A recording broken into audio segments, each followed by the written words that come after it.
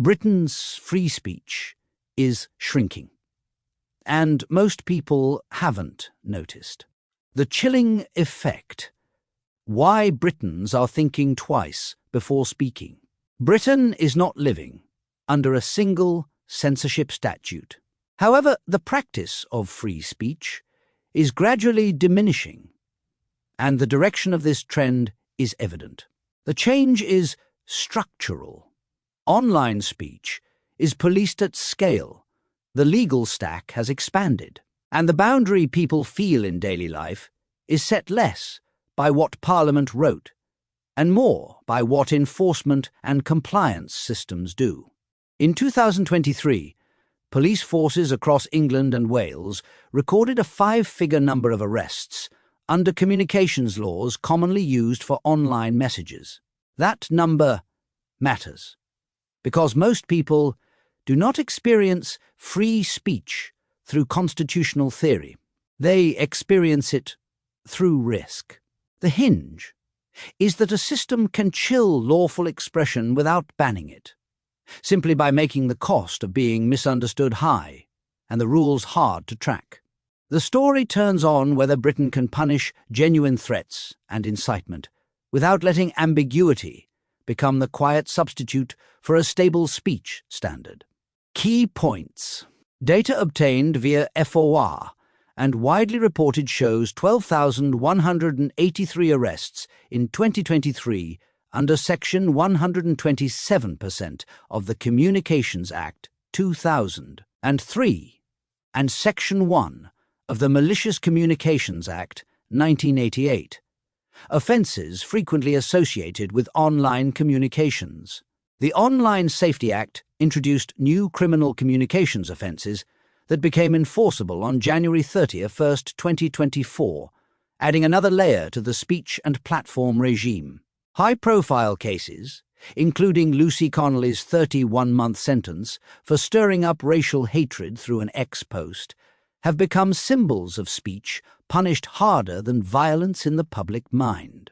Official Ministry of Justice analysis shows the average custodial sentence length for violence against the person was 21.7 months in 2023, below some incitement by post sentences that dominate headlines.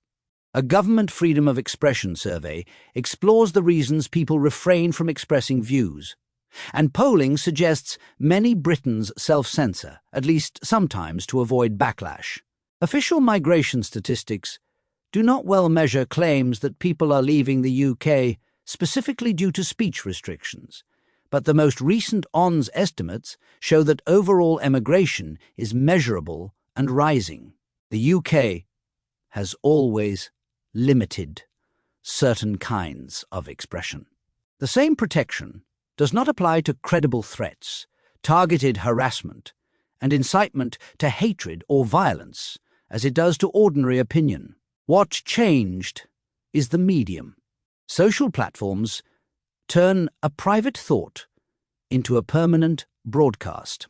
They also compress context, raise temperature, and allow messages to travel into volatile environments fast. What also changed is the toolkit. Older communications offences remain in use for messages deemed grossly offensive or menacing, while the online safety era has refreshed and expanded the communications framework and placed new duties on platforms, creating a rolling, compliance-driven layer over public debate. The criminal line includes the thresholds of grossly offensive, menacing, and incitement as practical limits. UK communications laws have policed certain online messages for years, especially those deemed grossly offensive, menacing, or intended to cause distress. The modern shift emphasizes volume and visibility. A 5-figure annual arrest number creates a cultural signal. Speech is no longer policed only at the extremes. Whether or not that inference is legally fair, it is socially predictable, and it narrows behavior. This is why free speech can diminish even when convictions don't explode. People optimize for avoiding contact with the system, not for winning a court argument they never want to have. The regulatory line: online safety as a changing enforcement rhythm. On January 30th, 2024, new criminal offences introduced by the Online Safety Act came into force, including offences tied to threatening communications and false communications intended to cause non-trivial harm. Only half the story lies in the legal aspect. The deeper change is operational. A compliance-heavy regime pushes platforms to reduce risk, which can mean faster removals, more reporting, and a tighter de facto boundary than the average person expects from criminal law alone.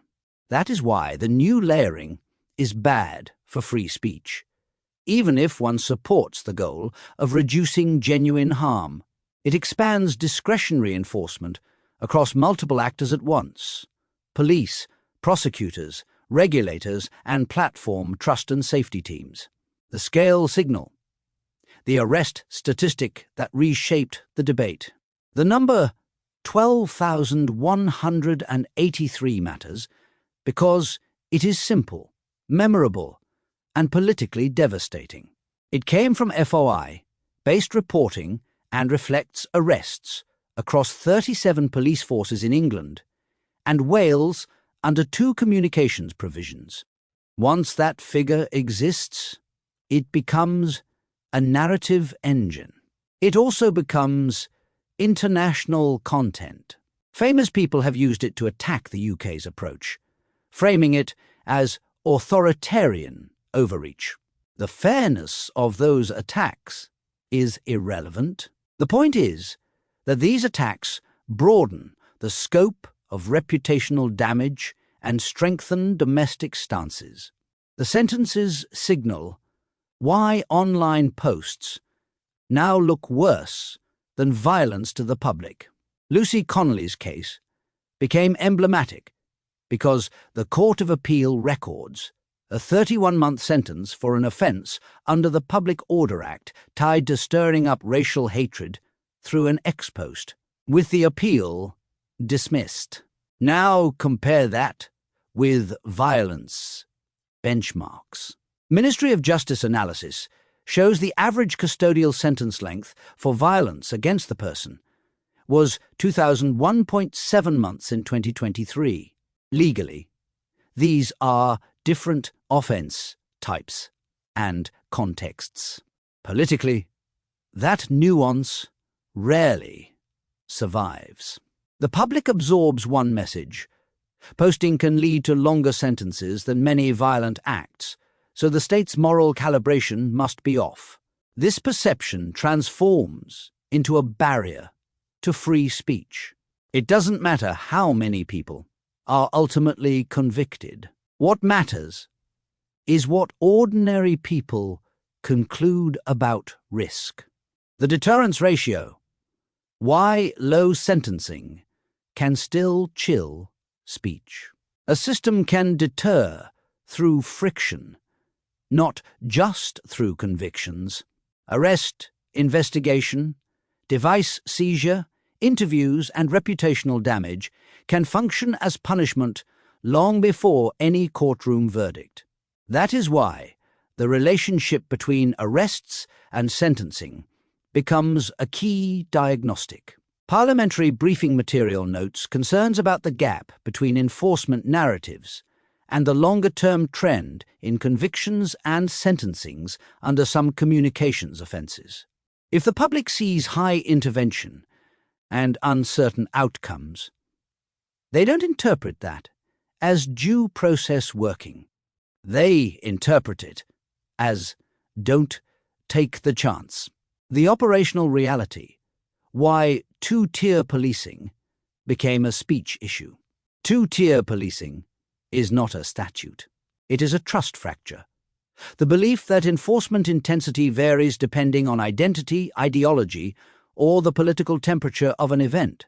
The modern accelerant is selective visibility. Viral clips compress complex public order decisions into moral judgments. When people perceive speech enforcement as severe, those moral judgments also extend to speech. Record keeping deepens the sensitivity. Non-crime hate incidents have drawn sustained controversy precisely because they are not crimes that can still affect reputation and confidence. The policing world itself has wrestled with balancing free expression against recording practices, with updated guidance and ongoing reviews. The label economy, why far right sticks harder than far left. A major driver of the current cultural heat is that labeling now functions like a form of soft power. Once a view is tagged far right, it can trigger stronger social and institutional consequences, including deplatforming, professional risk, and greater scrutiny. One reason the label sticks is institutional vocabulary. The UK government's 2024 extremism definition explicitly foregrounds Islamist and neo-Nazi examples as archetypes of extremism seeking to replace democracy. This emphasis shapes public imagination. It nudges media and institutions toward far right as the default frame for serious ideological danger, while far left is more often treated as protest politics unless it crosses into explicit violence or terrorism. The second reason is measurement and categorization. Referral data shows large shares without an identified ideology, alongside identifiable extreme right and Islamist categories. In the year to March 2025, prevent referrals rose sharply, with 21% recorded as extreme right-wing and 10% as Islamist, while a majority had no ideology identified. That data does not prove that the far left is ignored, but it does explain why the far right label carries more institutional weight. It is a prominent category in the security policy ecosystem, while many other forms of radicalism are either categorized differently or treated as less systemically urgent. The asymmetry people feel often comes down to enforcement outcomes. If harsh legal consequences are seen to cluster around certain kinds of rhetoric, while other extreme rhetoric is handled culturally or politically, the public concludes the labeling system is not neutral. This conclusion leads more individuals to engage in self-censorship, as they lack confidence in the fair application of boundaries. What most coverage misses, the hinge, is this. Enforcement friction is the policy. The mechanism is compounding. Public order, risk, and political pressure incentivize intervention. Prosecutorial and policing guidance incentivize deterrence in volatile moments. Platforms, facing regulatory duties and reputational risk, incentivize over-removal. The practical boundary shifts, and people adjust their behavior downward. 2 signposts would confirm this trajectory soon. First, arrest totals for communications offences remain high, even if sentencing remains modest, reinforcing deterrence by process. Second, further online safety enforcement milestones increase visible moderation and referrals for borderline content, tightening the de facto line. What happens next? In the short term, the boundary will keep feeling unstable because online safety-era communications offences and platform duties create a rolling compliance environment, not a single fixed change. In the longer term, Britain faces a choice. It can narrow the grey zone so offensive but lawful is clearly separated from genuine threats and incitement, or it can keep drifting toward a model where ambiguity itself chills lawful speech. The main consequence is trust. because it determines how people behave. People do not need to be convicted to stop speaking. They only need to believe they might be successful. Real-world impact. A teacher reads a story about a harsh sentence for a post and decides not to share a lawful opinion on immigration in a staff chat because the downside feels asymmetrical. A small business owner hears about 5-figure arrest volumes for communications offences and deletes old posts that could be read badly out of context, then stops commenting on politics altogether. A student learns that certain labels carry professional and social consequences, regardless of intent, and concludes that silence is safer than nuance. A volunteer sees far-right used as a moral override in public debate and assumes any dissent on sensitive issues risks being misframed, so they disengage from the public square. Citizens leaving. What can be said responsibly, and what can't? There is no credible official count of people leaving the UK specifically because of free speech restrictions, because emigration statistics do not capture departure motives in a way that supports that claim. What is measurable is emigration itself. ONE's provisional estimates put long-term emigration at 479,000 in the year ending June 2024. Including about 79,000 British nationals. Independent migration analysis also notes net emigration among British citizens in recent estimates, which supports a broader exit pressure context, even if motives are mixed. If you want a rigorous line, it is this. People are leaving in significant numbers for a range of reasons, and free speech is increasingly cited anecdotally. But it is not currently quantified as a primary driver in official data.